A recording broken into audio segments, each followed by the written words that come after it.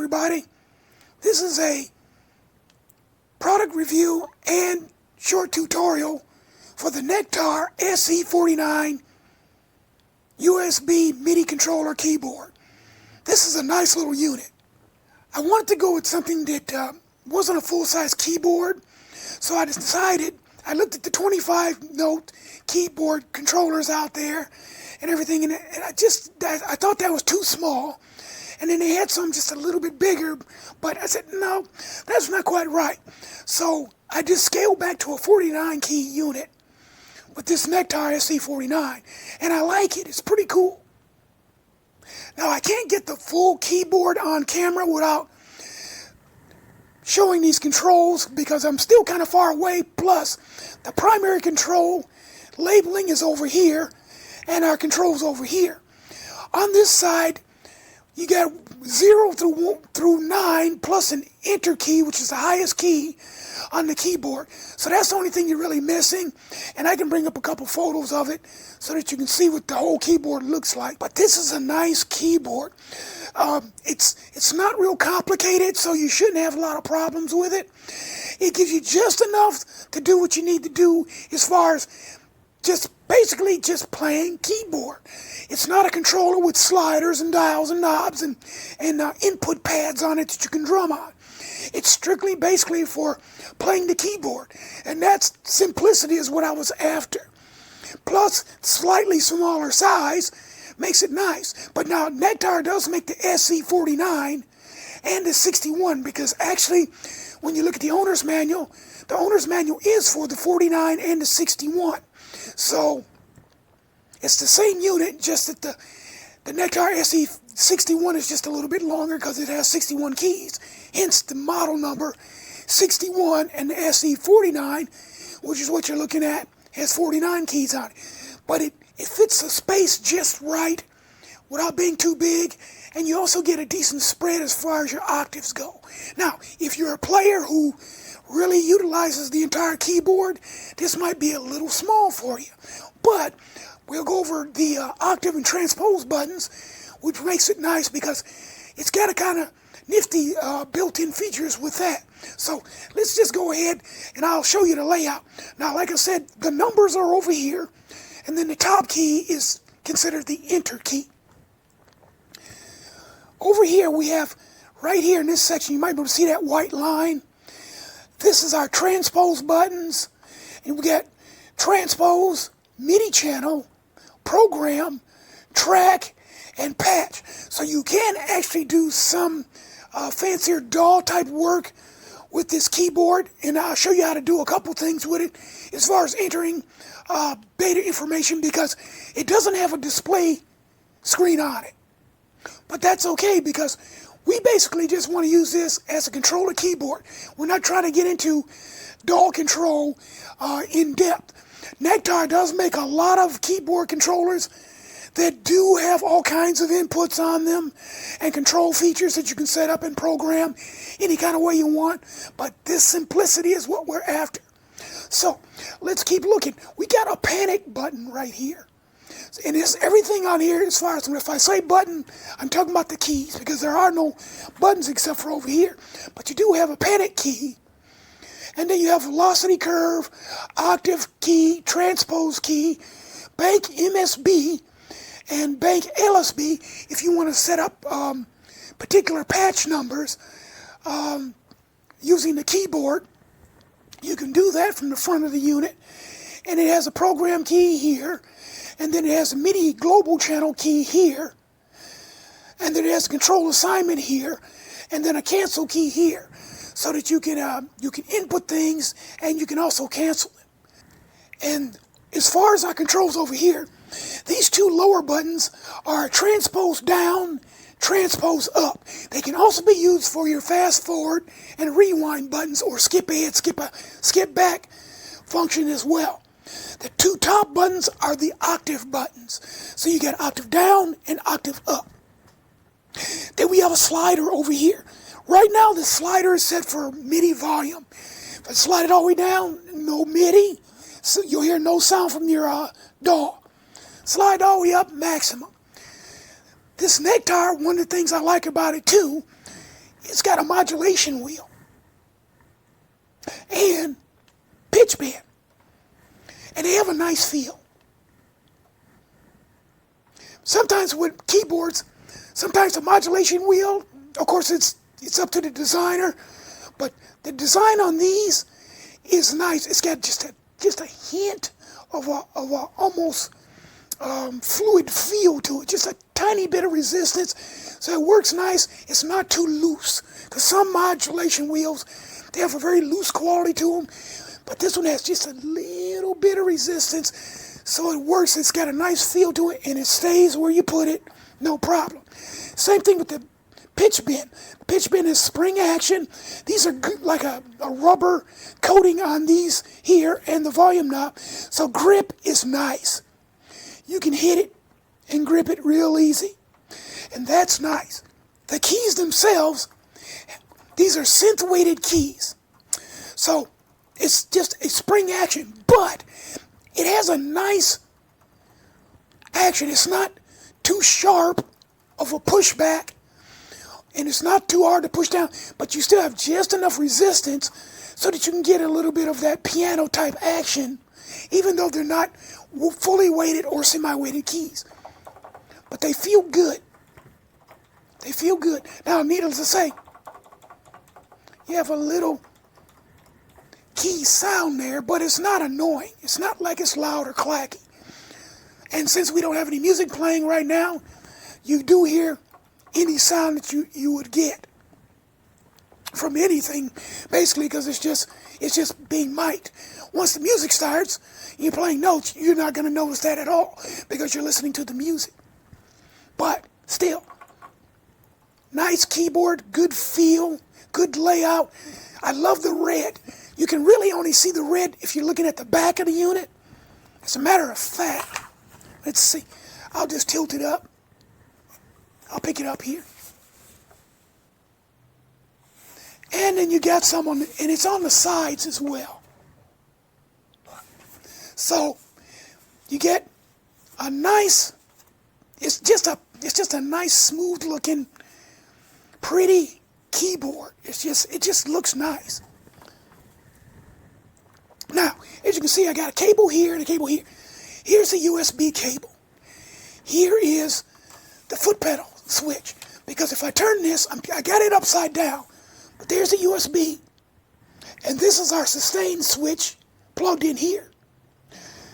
And then we have a power switch down here. Now, it's a USB powered device, but there's still an on and off switch here.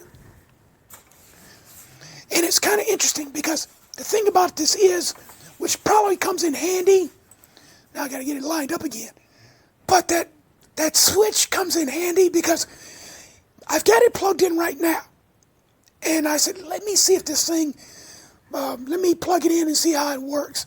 When you plug it in with the switch off, you can have the USB plugged in, but it will not be recognized by the keyboard, by the computer, until you turn the switch on. But that's kind of neat, because you're actually saving on power resources. Let's say you don't have the biggest power supply, or you're using a laptop on a battery. If you're not using the device at the moment, you can just hit the switch and turn it off, and you'll save a little voltage, because USB inputs only do, I think, 5 volts, so you can save a little juice there. But it's a nice feature. But as soon as you switch it on, you'll hear that little Windows doot doot doot doot, and you know it's on and ready to go. So you do have a switch on the back, so if you plug it in, don't forget to flip that switch, or you'll be saying, hey, this thing doesn't work. Yeah, it works. You just got to make sure you plug it in to the USB, and then you power it up whenever you're ready. Okay, let's power the device on.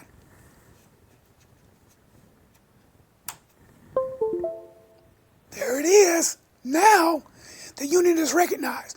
Even though you can't see my DAW on screen, it popped up and indicated that a new MIDI device had been plugged into it, and it's ready to go. Now, something else I want to make mention of with the Nektar SE49. This unit is MIDI plug and play. As soon as you plug it in and I hit the switch, it automatically loads a standard MIDI controller USB driver for it in the Windows software. There's no software to really set this up with as far as if just general use. Now, Nektar does have some software that you can download for specific applications with the unit if you want to do some special programming. And it also comes with a free DAW application from Bitwig. It's an 8-track MIDI sequencing software package from Bitwig, and you download that from the Nektar website. And you register your software and your unit, and you get the Bitwig software for free. So that's a nice little plus, just in case you're just starting into getting into a MIDI, or you just want to get a different kind of DAW because the one you're using may not be quite what you want, or you just want to just browse and experiment with some new equipment. As far as software goes, the Bitwig is there for free.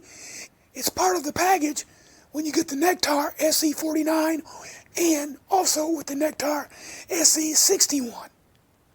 My DAW software is up. It's off screen, but obviously you can hear it's there. So let's take a look at the controls over here for a minute. Let's take a listen to that modulation wheel.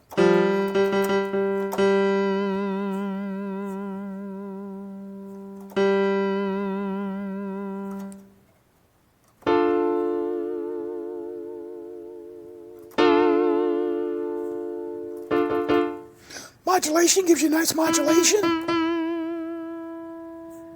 There it is, and it works real nice. Once again, it's got that rubber on it, plus that nice little finger indent that's just perfect. And then you get the nice action.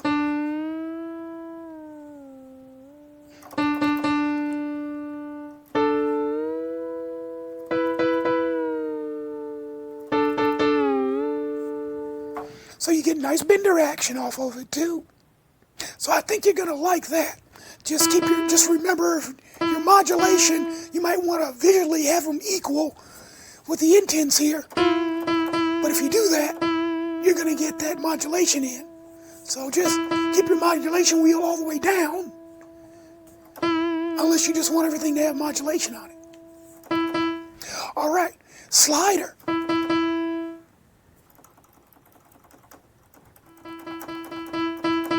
MIDI volume control right there. Right out of the factory, set to go.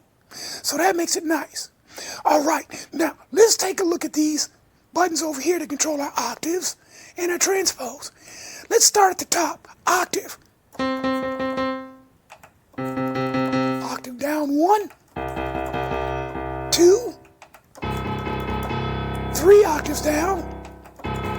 So we can go 3 octaves down. Now,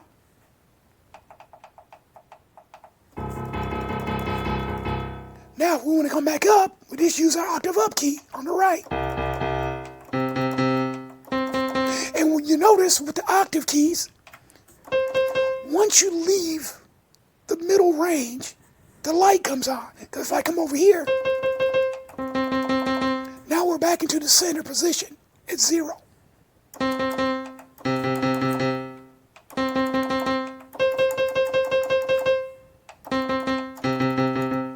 Both of these together, and it centers it back automatically. 1 up, 2 octave up, 3 octave up, 4 octave up. So we can go 3 octaves down and 4 octaves up, which is nice. And then just hit both to recenter it. So that makes it nice. Now, let's check out the transpose buttons, of course. We're going down in semitones, 1 note at a time, so that's center. If I come down 1, if I hit both, it zeroes out just like the octaves and takes you back to the pre-programmed center of the keyboard octave range.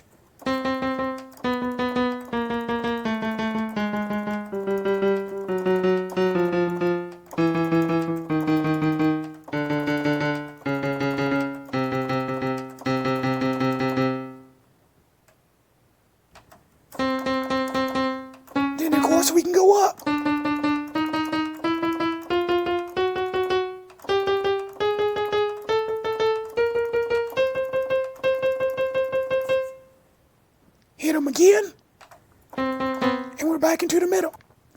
Transpose keys are always nice to have, because if you were playing with somebody and technically the song is here, this is the key for the song, which if I remember correctly is middle C. If this is middle C, and you say, okay, we're going to play such and such a song, what key is that in? It's in middle C. But you got, say, a singer, and they say, what? They say, well, I actually play that. I actually sing that song. I don't sing middle C.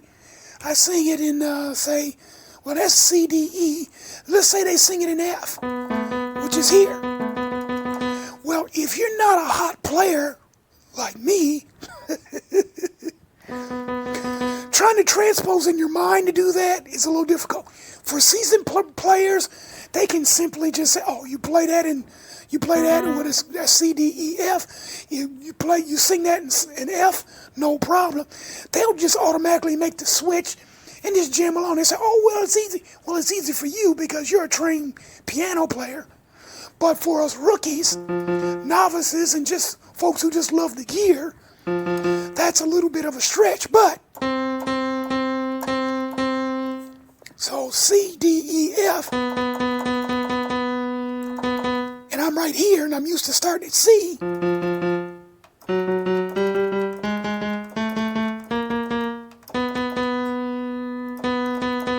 There we go. Now I'm transposed. I'm transposed up, and I can play as if I'm still playing that song in C, and it accommodates the singer at the same time.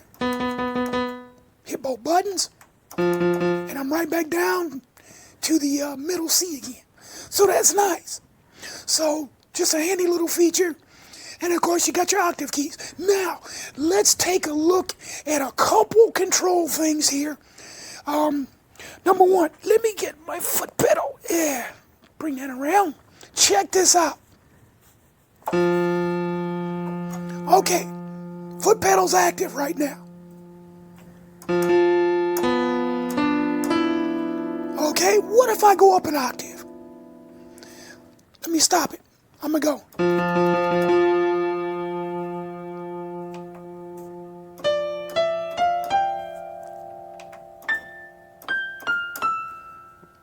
You notice something here? Watch. Let me do it again.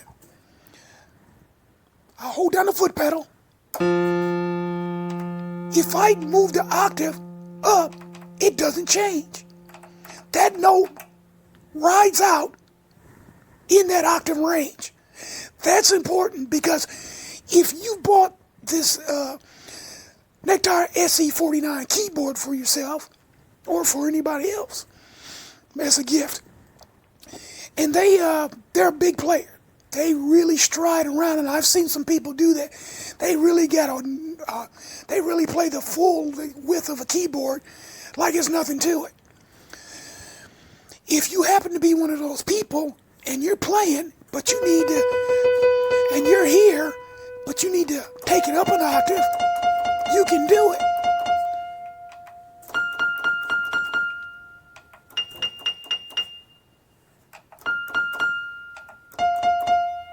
You notice there's no drop off.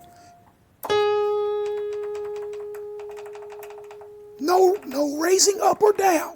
So you can be holding down a chord over here, or with this hand, do an octave switch, and then come up with it. Real easy. Because some people are really gifted players, and they can really move around, and they might say, this keyboard's a little small. And then you just let them know the octaves. You can change octaves. If you're playing up here for a little bit, change the octave again so that you can get those lower keys or upper keys with ease. So it's just a matter of getting used to playing like that if you need to do it like that in a situation where you only have 49 keys to work with. Because you just might be traveling. You might be doing a little gig somewhere or something like that, or just playing with friends. And you need to make that little octave switch. You can do it. And you can have a sustain pedal down, or you can be holding the keys, the notes, and go up and down all you want.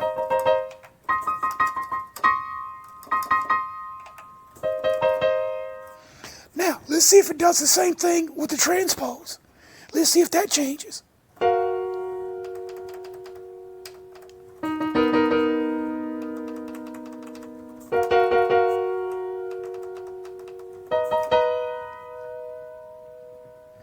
Whatever you hold down,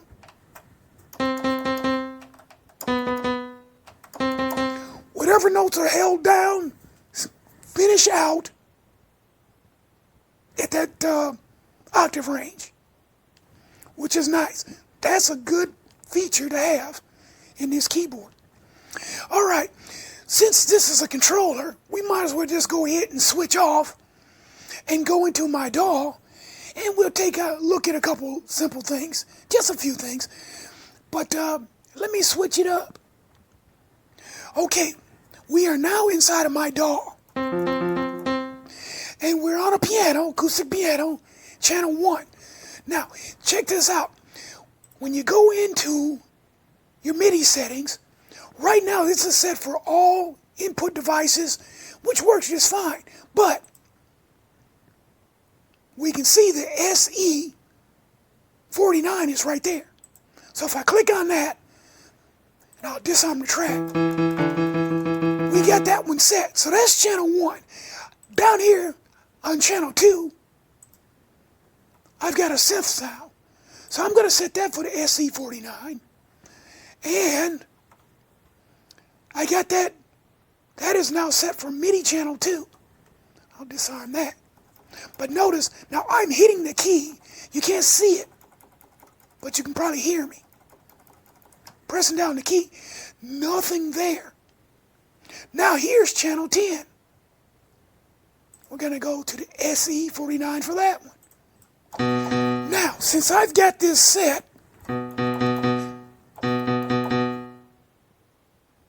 for MIDI channel 1, I can play MIDI channel 1 and jam along and no problem. But what if I want to come down here to MIDI channel 2? What do? Very simple. The controls on the front of the SE49 will let us take care of that. To make that change to another MIDI channel is real simple. I just use the transpose up, octave up buttons because it says right here, it's kind of hard to see, but there's a bracket and it says setup. Hit both of those buttons together. See the flashing light? We are now in setup mode. All I have to do now is just come over here, MIDI global channel. Hold down the MIDI global channel. Pick number 2 on the keyboard. It's off camera, but it's there. I just hit MIDI channel 2 key. And then I come all the way over to the N key, hit enter. Notice the light stop flashing and I can let go of the keyboard. Now, when I go back into my DAW, MIDI channel 1, nothing. MIDI channel 2, there's our synthesizer. It's just that easy to change channels.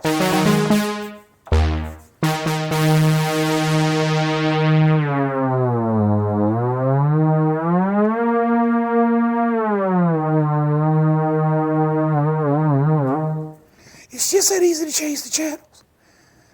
Want to do it again? Let's set it for the drums, because you can see it's not working on the drums. So, MIDI channel 10, no problem. Setup buttons, hit them both. It's flashing. MIDI global channel, hold it down. 1, 0, enter.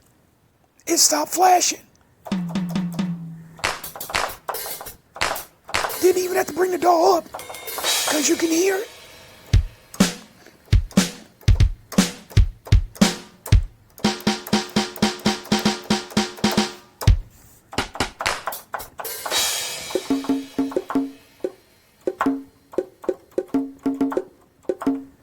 Want to go back to the piano? No problem. Setup. MIDI channel.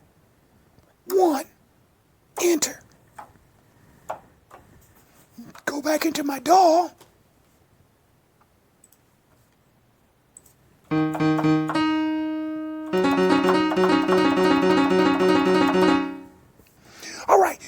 let's say I went into the octave setup mode, and then I say, well, wait, what am I setting that up for? I don't need to do that. There is a cancel button on here. You got a cancel button here. You hit it, you notice the lights go off. If I go into this mode and I'm doing something, I say, well, I don't need to do that. There's a panic button too. The panic button kills it. But I'm still in my sequencer. Sound on channel 2. So you do have that option there too. So that's nice. So you got a cancel button here to cancel anything that you were doing. And then you got and the panic button's right here. So you can see what you're doing right there. And remember, your enter key's all the way up on the top, and your number keys are over here. Because you can actually see 0, 1, 2 over here on camera just a little bit. But those are some of the neat things. Now, you do have some other things on here where you can set some transpositions and some velocity curves and things like that. But I think you get the basic understanding of what this keyboard can do. And it has enough features to get the job done. Oh, there's something else I want to make mention of too. I was talking about the keyboard, but you might have picked up on it and you might not. The nuance or sensitivity of the keyboard. So let me go back to piano. Hold down the MIDI, set up keys, MIDI global channel, number 1, enter. There. Okay, we're back into our piano. Notice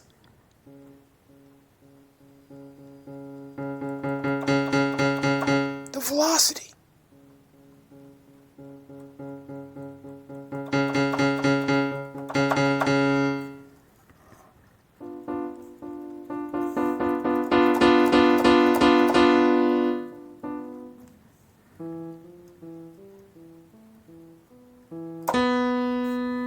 Let me hit my foot switch.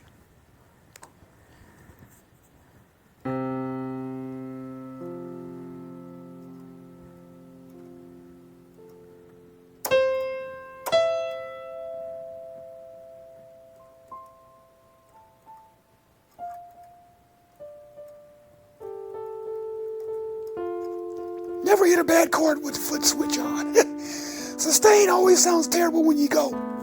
It just don't work. Sometimes keys work like that, but you never want to. It always sounds bad with the sustain pedal. But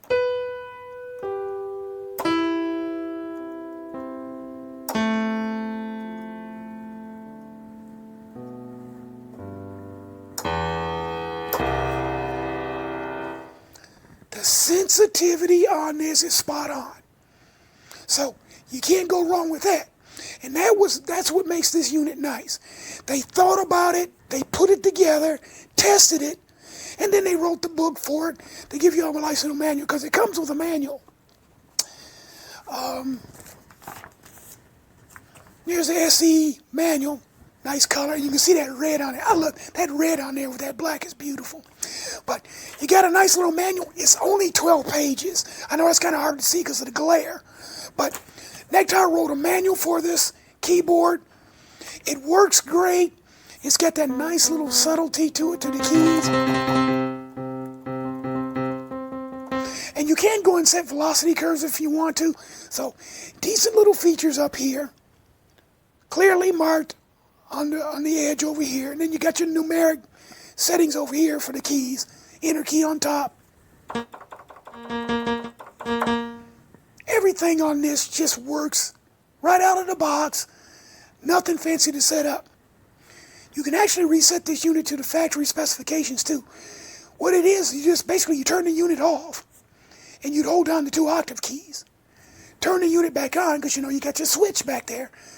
Hold these 2 buttons down, turn the unit back on, and it'll totally reset. So you can't mess it up or have to go through a whole lot of combobulations to try to get it back to factory standard. But super nice, simple, easy, straightforward unit for someone who doesn't need to get all technical. You're not trying to control your DAW right from the front of your keyboard, because some people like to do that. That's why they started putting all those sliders and the little drum input pads and knobs control different features on keyboards. They get much deeper, and they can be 49. They can be 25 key. I think there's like a 32 key or 35 key, 37. Then you go 49. I think it's 37, 25, 37, 49, and 61. So you got keyboards that come in all different sizes as far as controllers. But this Nektar, they kept it to the basics, the meat and potatoes, and I like it. It feels great. The keys have a nice feel to them. They're not super slick or shiny. And your black keys are squared off just right so your hands don't slide off too easy. They thought this keyboard out, and it shows. The Nektar SE49, or if you get the 61, which is the same model, just 61 keys instead of 49. But this Nektar SE49, 5 stars. I like it. It's a nice unit, and it's relatively inexpensive. It is definitely in the price range that you should be able to afford without any problems, and you're going to get a great unit. If you just want a MIDI keyboard controller, this will get the job done for you. As a matter of fact, let's do one more test. I'm going to turn it off. You heard the little doo-doo-doo. Now I'm going to hold down the buttons.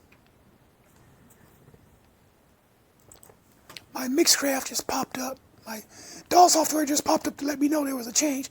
I'm going to hold down both octave buttons and totally reset it. There. I don't know if you saw it with my hands. My fingers over there in the way. But both of these lights flash twice each, back and forth, doo-doo-doo-doo. And then, now it's totally reset. So, let's try something out here. I'm going to do something here. All right, we're back into my DAW. I'm just checking something out here.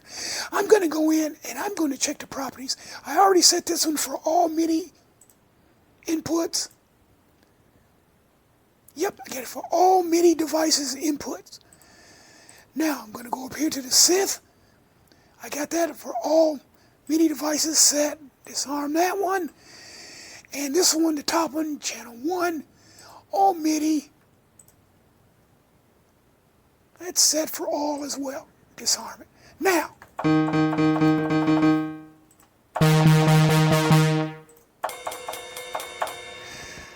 I totally reset it, so we didn't even have any MIDI channels designated to be the master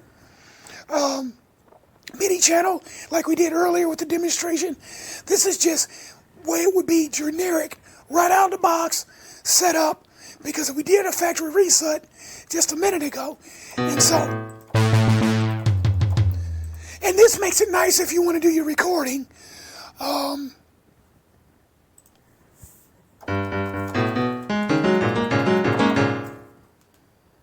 Because, as most of you know, if you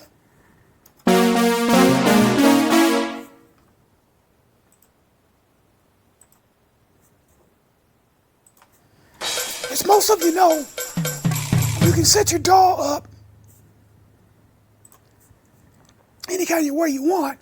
This is generically just setting it up, and it's just switching, and just by jumping from track to track, you can see everything stays on its own separate MIDI track. So, let's see.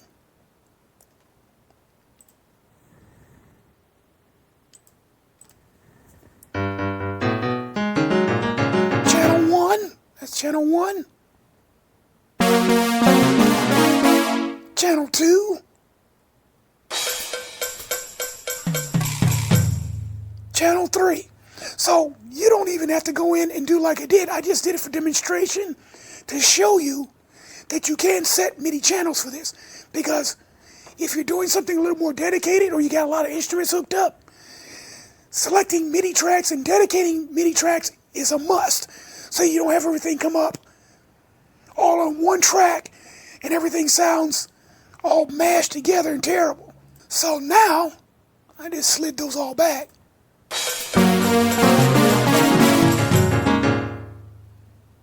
Everything is just automatically on separate tracks and separate channels because we recorded everything that way from the get-go.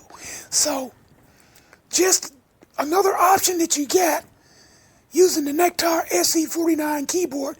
You can do it the way you want to. And that's what you're after. All right. So, once again, this is a 5-star unit. This is a nice unit. They thought it out. They made it look nice, nice rounded edges, the two-tone red and black, simple inputs on the back, including that USB on there, which is simple USB-B to USB-A, although it does come with its own USB cable. But if you want to go with a longer USB cable, no problem. You can get yourself like a 10, 15 footer, plug into this unit, just in case your equipment's across the room a little bit. You won't have any problems. This is a 5-star unit in my book, the Nektar SE49. If you're looking for an inexpensive but quality unit, this is it. Nektar SE49, and also its big brother, the SE61 from Nektar. See you next time. So this is the product. I'm using it from last 6 years. Perfectly fine and heavy build quality. I traveled a lot with this. These stickers are external. This will not come with this product. Otherwise, product is really good, perfect for me, music production. I think you should buy this. Go for it without any hesitation. Thanks.